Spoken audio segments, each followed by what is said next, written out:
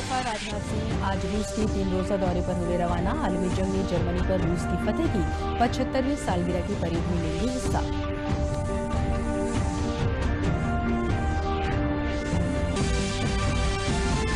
भारत और चीन के दरमियान चुशुल-माल्डो में कोर कमांडर सतह की हो रही है बातचीत। वज़ीर दिफा राजनाथ सिंह ने फौज को चीन की सरहद पर हालात से निपटने की दी है खुली छूट।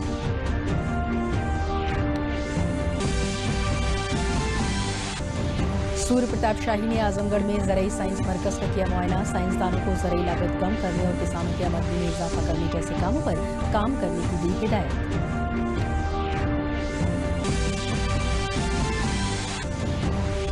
और वज़ीर-ए-आज़म नरेंद्र मोदी की गरीब कल्याण रोजगार योजना की शुरू करने का रियासत के 31 जिलों को मिल रहा है फायदा।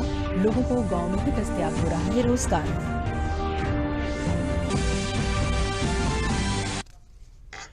आदाब, मैं हूं ज़ेबा शहाब और अब खबरें तफसील से। वज़ीर दिफा राजनाथ सिंह आज रूस के 3 रोजा दौरे पर रवाना हो गए, जहां वो दूसरी आलमी जंग में जर्मनी पर रूस की फतेह की 75वीं सालगिरह के मौके पर एक शानदार फौजी परेड में हिस्सा लेंगे। ये फौजी परेड मास्को में मुनक़िद की जाएगी। 24 जून को मास्को में इस परेड का इनेकाद किया जाएगा। रूस रवाना होने से पहले वज़ीर दिफा ने एक ट्वीट करके अपने दौरे के बारे में जानकारी दी। उन्होंने उम्मीद जाहिर की कि उनके दौरे से दोनों मुल्कों के दरमियान दिफाई हिकमत अमली को मजीद मुस्तहकम बनाने के तरीकों पर बातचीत करने का मौका मिलेगा। उन्होंने कहा कि मास्को में 75वें यौम फतेह पर वो शामिल होंगे। भारत और चीन के दरमियान आज चुशुल-माल्डो में कोर कमांडर की सतह की बातचीत हो रही है। ये बातचीत आज सुबह 11:30 बजे से शुरू हुई। ये पहली बार है जब कोर कमांडर की सतह की बातचीत एलएसी में चुशुल-माल्डो सया पर हो रही है। इससे पहले वज़ीर दिफा ने कल chief of defence general staff general Vipin Rawat और तीनों अफवाज के सरबराहों के साथ लद्दाख में हालात का तफसीली जायजा लेने के लिए आला सतही बातचीत की और मुसल्लह अफवाज को हकीकी कंट्रोल लाइन पर चीन की फौज के किसी भी तरह के जारहाना रवैये से निपटने के लिए पूरी छूट दी। सरहदी तनाज़े के मद्देनजर हिफाजती दस्तों को मशरक़ी लद्दाख और दीगर सेक्टर में चीन की किसी भी गलत कोशिश का मुंह तोड़ जवाब देने के लिए पूरी तरह से तैयार रहने के लिए कहा गया। वज़ीर दिफा ने कहा कि चीन से मुत्तसिल सरहद की हिफाजत के लिए भारत अब से मुख्तलिफ जंगी तरीक़ेकार अपनाएगा।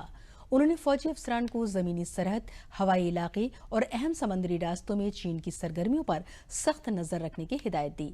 इस दरमियान फिजाइया के सरबराह चीफ मार्शल भदौरिया ने कहा कि कंट्रोल लाइन पर किसी भी चीनी चैलेंज से निपटने के लिए भारतीय फिजाइया पूरी तरह तैयार है।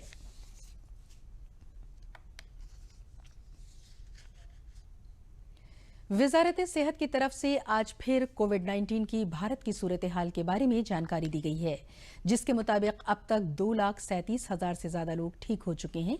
सेहतयाब होने वाले लोगों की शरह बढ़कर 55.77% पर पहुंच गई है। अभी तकरीबन 1,74,000 से ज्यादा मरीज कोरोना वायरस से मुतासर हैं, जिनका मुख्तलिफ अस्पतालों में इलाज चल रहा है। मरकजी सरकार लगातार टेस्टिंग लैब की सलाहियत में इजाफा कर रही है। मुल्क में कुल तजुर्बेगाहों की तादाद 981 हो गई है, जिनमें सरकारी तजुर्बेगाहों की तादाद 722 है और निजी तजुर्बेगाहों की तादाद 250 से ज्यादा है।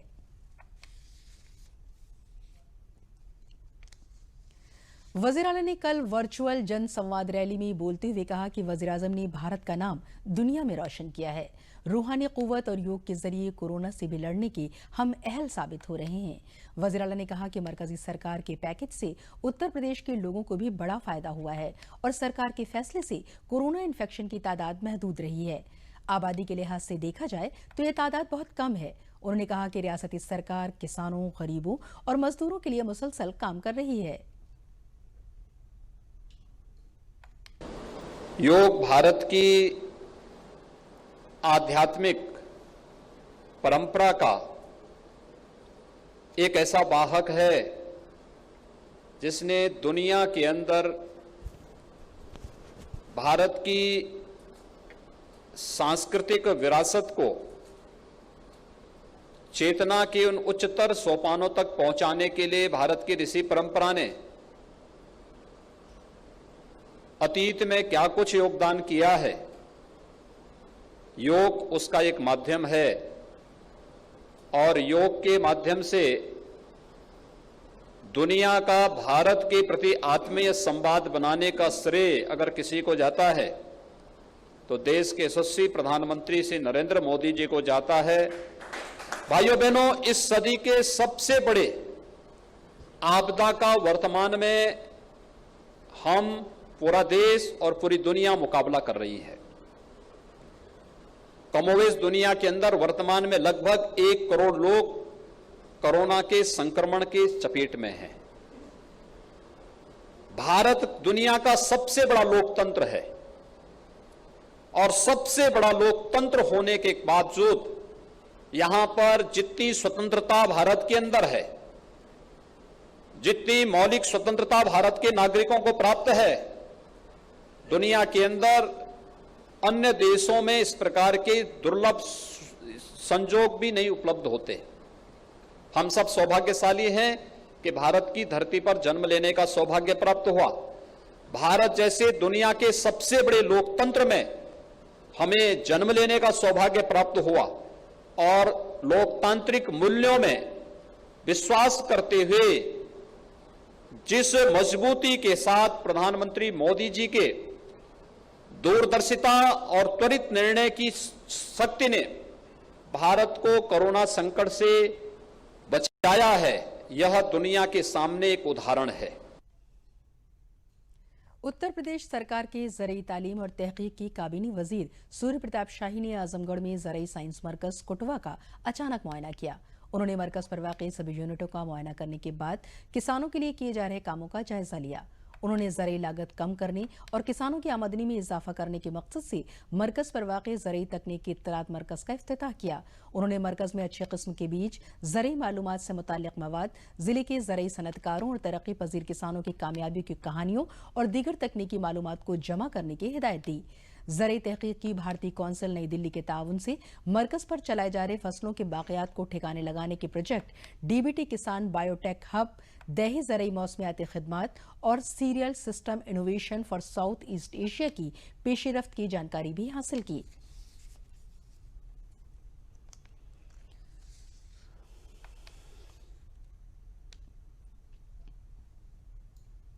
श्रावस्ती के भारतीय जनता पार्टी के एमएलए राम फेरियन पांडे ने चीन और भारत की एलएसी पर हुए तनाज़ुं में शहीद भारत के जवानों पर दुख का इजहार करते हुए अपने निजी फंड से 20 लाख रुपए देने का ऐलान किया है।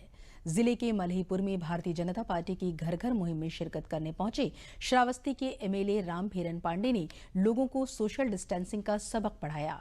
वहीं लोगों को सैनिटाइजर और मास्क देकर कोरोना इन्फेक्शन से बचने के तरीके बताए। उन्होंने भारत और चीन की सरहद पर शहीद हुए भारतीय फौजियों को अपने निजी फंड से 20 लाख रुपए देने का ऐलान किया। आपको बताना चाहूँगा कि जिस बहन का सिंदूर उजड़ा है और जिस माता का गोद खाली हुआ है और ऐसे मासूम बच्चे जो अपने पिताजी को देख भी नहीं पाए हैं और वो शहीद हुए हैं, वो धन्य है, पूजनीय है, वंदनीय है, प्रार्थनीय है और उनकी कुर्बानी हमारा देश हमेशा याद रखेगा। उस कड़ी में मैंने 20 लाख रुपए देने की पीएम फंड में घोषणा किया। उसको जल्द ही हम यहाँ से अपने खाते से अपने निजी खर्चे से 20 लाख रुपए उन शहीद जवानों के याद में मैं देने का काम करूँगा। और जिस तरीके से उन लोगों ने बिल्कुल लड़ते लड़ते और अपने प्राणों की आहुति दे दिया है देश की अखंडता और एकता के लिए, उस परिप्रेक्ष्य में हमारा देश आज की तारीख में सारे लोग इसका विरोध कर रहे हैं कि जो चीन ने हरकत किया है, नादानी और बचकानी हरकत किया है, इसको भारत कभी माफ नहीं करेगा। लखनऊ पुलिस और सर्विलांस सेल के मुश्तरका ऑपरेशन में बैन रियासती गाड़ी चोरों को गिरफ्तार करके उनके पास से लग्जरी 4 पहिया गाड़ियों को बरामद किया। पुलिस ने इस गिरोह के 5 मेंबरान को गिरफ्तार किया। बरामद की गई गाड़ियों की कीमत 5 करोड़ रुपए बताई जा रही है। पुलिस कमिश्नर सुजीत पांडे ने बताया कि पूरी तरह से टूटी गाड़ियों के इंजन और चेचिस नंबर को चोरी की गाड़ियों में लगाकर ये लोग गाड़ियों को बेचा करते थे।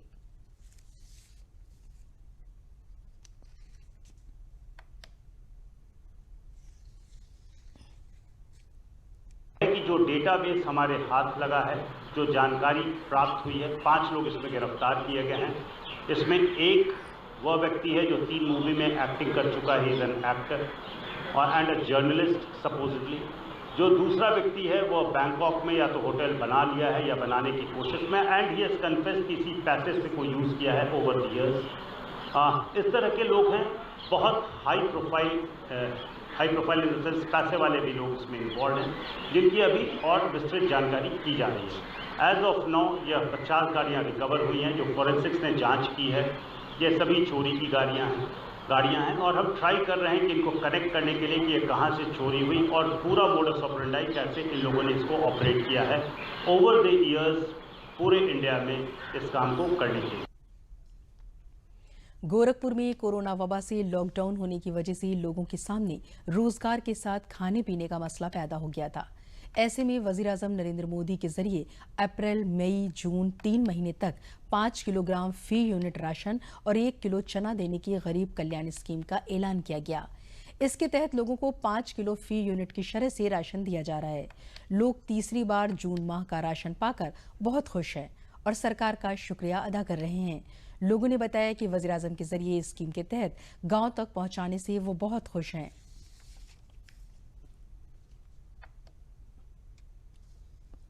चावल जो है फ्री दिया जा रहा है, 1 यूनिट पर 5 किलो और 1 कार्ड पर 1 किलो चना। सोशल डिस्टेंसिंग का पालन कराया जा रहा है। सैनिटाइजर से कार्डों को जो है हाथ साफ कराया जा रहा है। मशीन पर भी हर दूसरे 2-3 के बाद जो है सैनिटाइज किया जा रहा है और एक दूसरी दूरी बना करके जो है वितरण कराया जा रहा है। प्रधानमंत्री द्वारा जो 5 किलो पर यूनिट का चावल मिल रहा है 3 महीने से हमें प्राप्त हो रहा है। इस बार भी हमें जो कि ये तीसरा महीना है 5 किलो पर यूनिट के चावल और 1 कार्ड पे 1 किलो चना हमें प्राप्त हुआ। राशन कोटा है वहाँ से हमको 30 किलो चावल यूनिट के हिसाब से मिला है और 1 किलो चना, जो कि हमारे प्रधानमंत्री द्वारा इस संकट में बहुत ही मदद हुआ है और लोगों को बहुत सुविधा इससे मिला है। आलमी वबा कोरोना इन्फेक्शन के दौरान जिला अलीगढ़ में महाजर मजदूरों के लिए मनरेगा स्कीम नेमत साबित हो रही है। जिले की 887 ग्राम पंचायतों में से 688 गांव में 987 जगहों पर मनरेगा का काम चल रहा है। इसके जरिए बाहर से आए हजारों महाजर मजदूरों को काम मिल रहा है।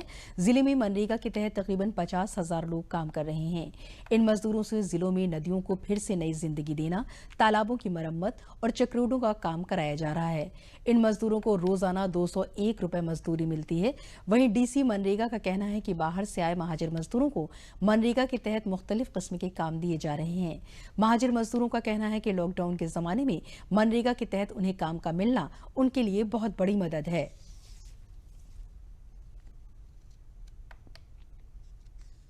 बाद जो परिस्थितियां उत्पन्न हुई थी उसके बाद हम लोगों ने यहाँ पे बहुत से मजदूर जो कि बाहर के प्रदेशों से यहाँ पे वापस आए थे, उनका हम लोगों ने चिन्हीकरण कराया और मौके पे ही जो अकुशल श्रमिक थे उनको जॉब कार्ड दिलवाया।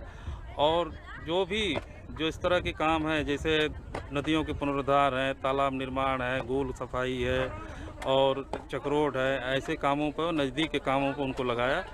और मनरेगा के तहत माननीय प्रधानमंत्री जी ने जिस तरह का आह्वान किया था उसके तहत हम लोगों ने अधिक से अधिक लोगों को यहाँ पे रोजगार पे लगाया है। आज जनपद में लगभग 40 से 50 हज़ार के बीच में डेली श्रमिक मजदूर लगे हुए हैं इस योजना के तहत। और प्रवासी मजदूर भी जहाँ तक उसकी बात है लगभग 5 से 6 हज़ार ऐसे प्रवासी मजदूर हैं जो कि इस योजना के अंतर्गत कार्य कर रहे हैं। कोरोना की वजह से इनको एहतियात बरतने के लिए कहा गया है। इनको मास्क भी उपलब्ध कराए गए और सैनिटाइज करने के लिए समय समय पर इनके हाथ धुलवाए जा रहे हैं। इनको बताया जा रहा है, जागरूक कराने के बाद इनसे काम कराया जा रहा है।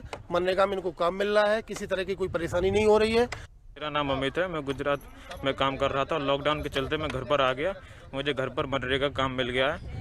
मेरा नाम साजिद है, मैं लॉकडाउन से पहले जयपुर में जॉब करता था। लॉकडाउन की वजह से मैं अपने घर आ गया अलीगढ़ और मुझे कोई काम न मिलने की वजह से प्रधानमंत्री जी ने योजना निकाली नरेगा में काम वाला, वो कार्ड बनवाया और मैं काम कर रहा हूँ और मैं बहुत खुश हूँ। मुझे रोज़गार मिल रहा है और घर का खर्चा चल रहा है। कोरोना वबा की वजह से लॉकडाउन के दौरान सनती कामों की सुस्त हुई रफ्तार की वजह से हजारों की तादाद में महाजर मजदूर अपने घरों को लौटे हैं। ऐसे में मजदूरों के सामने रोजगार का मसला न पैदा हो, इसके लिए मुरादाबाद में लघु उद्योग भारती ने महाजर मजदूरों के लिए अपने दरवाजे खोल दिए हैं। लघु उद्योग भारती के तहत आने वाली बरामदाती फर्मों ने यहां मजदूरों के लिए रजिस्ट्रेशन करके उन्हें रोजगार देना शुरू कर दिया है। वहीं मजदूर भी अपने घर के पास रोजगार मिलने से बहुत खुश हैं। मजदूरों का कहना है कि ये सब वजीर आला योगी आदित्यनाथ की मेहनत की बदौलत मुमकिन हो सका है।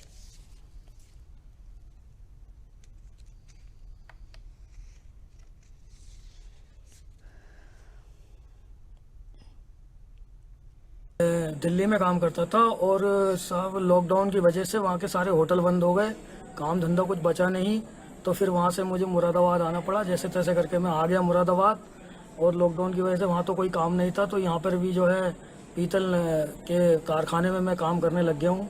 और पीतल के कारखाने में काम करते करते अब मैं ये चाह रहा हूँ कि मैं किसी की नौकरी ना करूँ और कारखाना अपना खोल लूँ और अपने ही कारखाने से अपना जीवन यापन करूँ।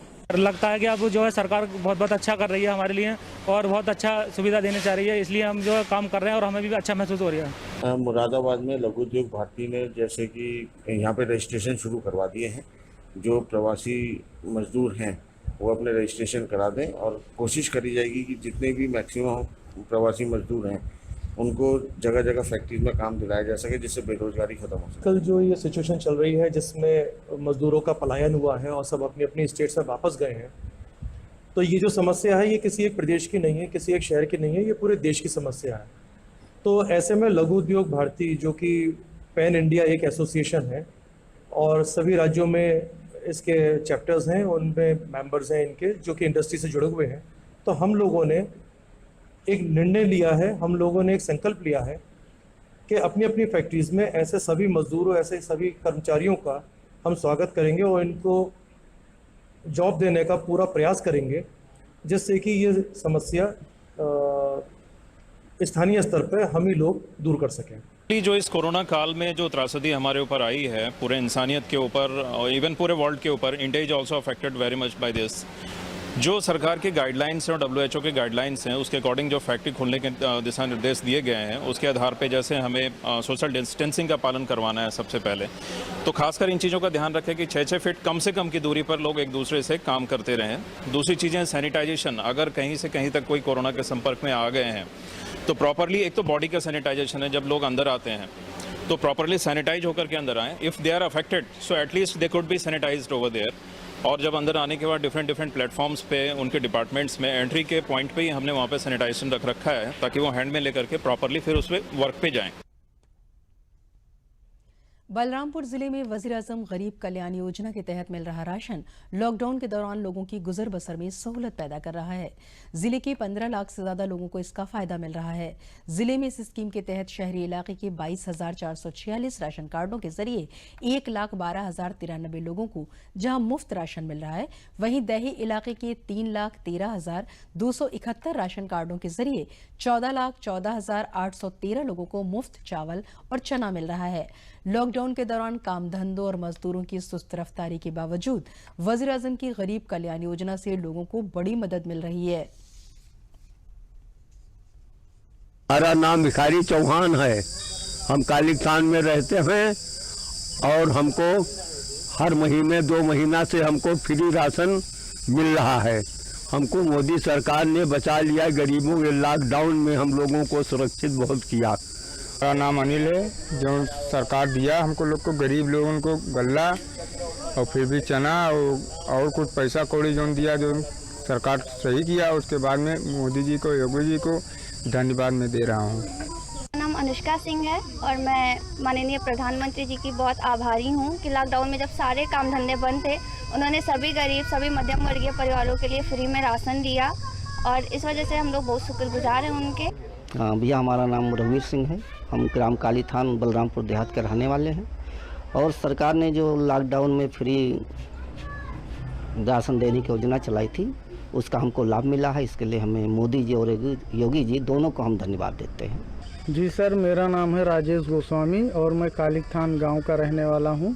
मेरा ज़िला बलरामपुर लगता है, पोस्ट बलरामपुर, तहसील बलरामपुर। और ये जो मोदी जी हम लोगों को इस लॉकडाउन में राशन दिए, हम लोगों को चना मिला, चावल मिला, गेहूं मिला, जो भी मतलब मिला, इसी तरीके से मोदी जी हम लोगों का ध्यान दे रहे हैं और बहुत ही अच्छा काम कर रहे हैं। सोनभद्र जिले के रिहंद बांध, मुखा फॉल्स, सोनिको पॉइंट, मीनू गोवा कहा जाने वाला अबाड़ी या फिर हाथी नाला का बायो पार्क इन दिनों सयाहों की दिलचस्पी का मरकज बना हुआ है। इन मकामात पर कुदरत का खूबसूरत नज़ारा लोगों को रागिब करता है। सरकार भी सयाहत के नुक्ते नज़र से इसे फ़रोग देने के लिए इक़दामात करती है। सयाहत के नुक्ते नज़र से फ़रोग देना न सिर्फ सरकार के लिए बल्कि आम आदमी के लिए भी रोज़गार के मौक़े पैदा करने के इम्कानात बढ़ा देता है। मौजूदा वक्त में इन मकामात पर बड़ी तादाद में लोग आ रहे हैं। लोगों का कहना है कि जिले के इन मकामात को सरकार अगर सयाहत के नुक्ते नज़र से फ़रोग दे तो इससे यकीनन आम आदमी और सरकार दोनों को फ़ायदा पहुंचेगा।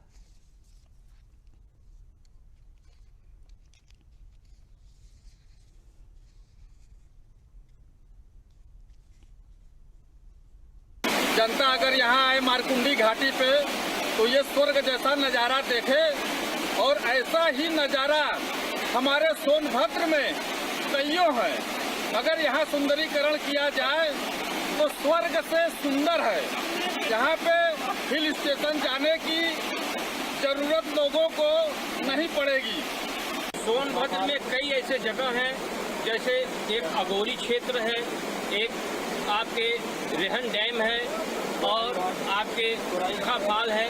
मतलब कई ऐसे क्षेत्र हैं जो हमारी सरकार चाहे तो हमारे क्षेत्र को बहुत ज़्यादा विकसित कर सकती है, पर्यटन स्थल बना सकती है। बहुत अच्छी जगह है, खूबसूरत जगह है, पर इसे और डेवलपमेंट की और मेंटेनेंस की ज़रूरत है। जैसे हम दूसरे सिटीज़ में जाते हैं, दूसरे स्टेट्स में जाते हैं, मसूरी, मनाली, शिमला घूमने, तो वो सारा भी यहाँ पर मिलेगा इस जगह पे सोनभद्र के, पर उसे उस हिसाब से डेवलप नहीं किया गया। टूरिस्ट इधर अट्रैक्ट हो सके और ज़्यादा। उत्तर प्रदेश में पनामा विल्ट बीमारी ने केले की फसल पर कहर बरपा कर दिया है। लखनऊ में वाक़ई मिट्टी की जांच के मरकजी इंस्टीट्यूट के चीफ साइंसदान डॉक्टर टी दामोदरन ने बताया कि पनामा विल्ट बीमारी नदियों के पानी और मिट्टी के साथ बहुत तेजी से फैल रही है। ये बीमारी बख्शी का तालाब, अयोध्या जिले का सवाहल ब्लॉक समेत सिसवा बाजार में तेजी से फैल चुका है। इसकी वजह से केले की काश्त करने वाले केले की खेती छोड़कर दूसरी फसल की बागबानी करने पर मजबूर हैं। इस बीमारी की अलामत खासतौर से जुलाई से दिसंबर के महीने में जाहिर होती है, जिसमें केले के पत्ते धीरे धीरे पीले होना शुरू हो जाते हैं। इन पत्तों के साथ केले का तना भी सड़ जाता है। केले में एक बहुत बड़ा महामारी का समस्या के बारे में आपको जागरूकता करना चाहता हूं, क्योंकि समीप 3-4 साल से नेपाल की बॉर्डरों से हमारा यूपी में, उत्तर प्रदेश का प्रदेश में एक पनामा विल्ट का रोग का एक नया बीमारी ग्रसित होने लगे। इसकी वजह से केले में बहुत खास तौर पे महामारी शुरू होने लगे। खास तौर पे ये बीमारी जहाँ जहाँ नदी का पानी फैलते हैं उसका साथ साथ पानी और मिट्टी का साथ फैलने लगते हैं।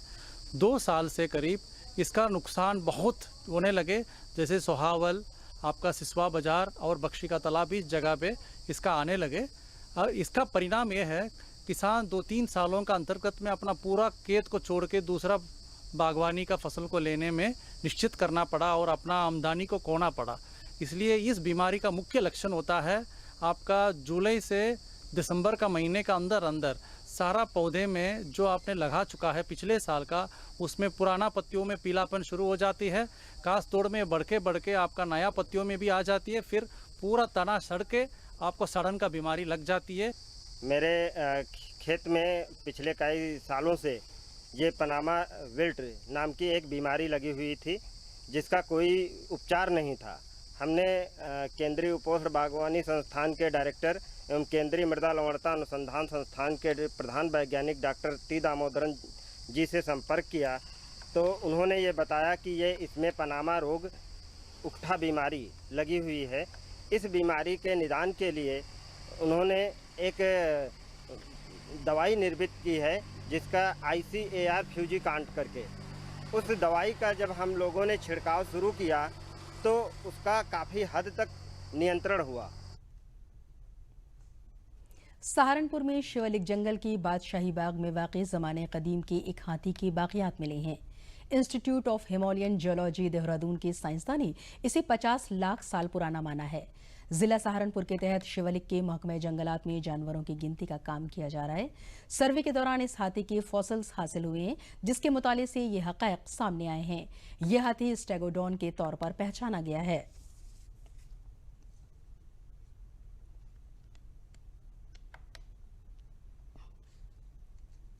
इसको जब हम लोग सर्वेक्षण कर रहे हैं, इस समय हमने WWF की मदद से इस पूरे एरिया में सर्वेक्षण कार्य कराया है, लेपर्ड की काउंटिंग की है। मोर देन 50 लेपर्ड्स हमारे इस एरिया में आइडेंटिफाई हुए हैं। तब ये उसी इंस्पेक्शन के दौरान ये एक अलग सी चीज़ मिली, तो हम लोगों ने इसको कलेक्ट करके फिर कल Himalayan institute of geology Dehradun में है, उनके वैज्ञानिकों से मिला और उनसे इसको बात करी, और वहाँ पे कुछ हमने एरिया में उनके डिस्प्ले में भी थे। तो ये इस तरह की संरचनाएं इस एरिया में पहली देखी गई हैं और ये पूरी शिवालिक के मिडिल स्टेज में इसमें ये पाया गया है। वाराणसी में MSMI की वजारत के तहत खादी और दहेज सनतों की कमीशन का एक मुआविन इदारा सेवा आश्रम है। यह आश्रम इन दिनों खादी के कई खूबसूरत और डिजाइनर मास्क बना रहा है। इससे आसपास की ख्वातीन को रोजगार भी मिल रहा है। वाराणसी से हमारे नुमाइंदे हरिकेश बहादुर गौतम की ये खास रिपोर्ट देखिए। प्रधानमंत्री मोदी जी स्वदेशी की बात करते हैं और स्वदेशी मतलब खादी। MSME मंत्रालय का खादी और ग्रामोद्योग आयोग, जिससे ये जुड़ा हुआ है सेवा आश्रम, वाराणसी के शहर में ही स्थित है। महिलाएं यहाँ पे काम कर रही हैं। आप देख सकते हैं मैंने जो ये मास्क लगा रखा है, ये भी, इस पर भी खादी इंडिया लिखा हुआ है। ये बेहतरीन उदाहरण है स्वदेशी का। और इस सेवा आश्रम को जो चलाते हैं, इसके मुखिया हैं, ये प्रवीण सिंह जी हैं। प्रवीण जी, ये मास्क बनाने का जो डिजाइनर मास्क, इतने ढेर सारे डिजाइनर मास्क आप लोग बना रहे हैं, ये क्या आप मैसेज देना चाहते हैं और किस तरह का खादी और ग्रामोद्योग आयोग आप लोगों को मदद कर रहा है? ये माननीय प्रधानमंत्री मोदी जी के उपदेश जो दिया था उन्होंने लास्ट अभी, उन्हीं की प्रेरणा से प्रेरित होकर ये खादी को हम लोकल फॉर वोकल और इंटरनेशनल ब्रांड बनाने के लिए इसमें क्वालिटी कंट्रोल करते हुए इसको एक ब्रांड के रूप में भारत में और भारत के बाहर इसको ले जाने के लिए हम लोग काफ़ी प्रयास कर रहे हैं जी। ये महिलाएं हैं जो लॉकडाउन के दौरान भी काम कर रही थी और अभी ये मास्क बनाने का काम कर रही हैं।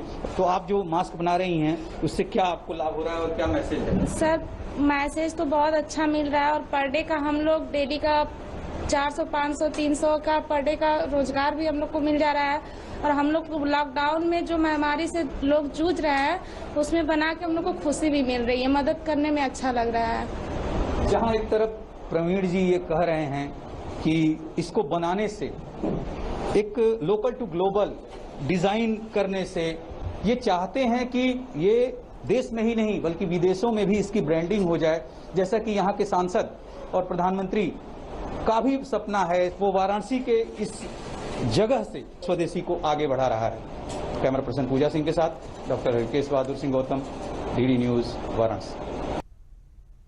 और आखिर में अहम खबरें एक बार फिर।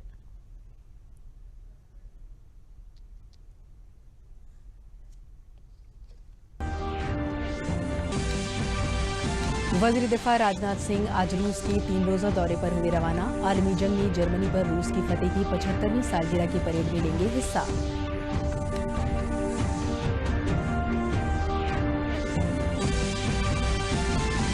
भारत और चीन के दरमियान चुशुल माल्डो में कोर कमांडर सतह की हो रही है बातचीत। वज़ीर दिफा राजनाथ सिंह ने फौज को चीन की सरहद पर हालात से निपटने की दी है खुली छूट।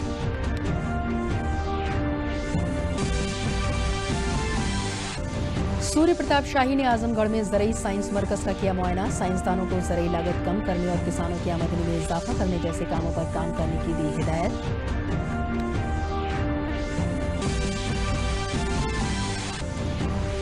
और वज़ीर आज़म नरेंद्र मोदी की गरीब कल्याण रोजगार योजना की शुरू करने का रियासत के 31 जिलों को मिल रहा है फायदा। लोगों को गांव में ही दस्तयाब हो रहा है रोजगार। इसी के साथ खबरें खत्म हुई। इजाजत दीजिए, आदाब।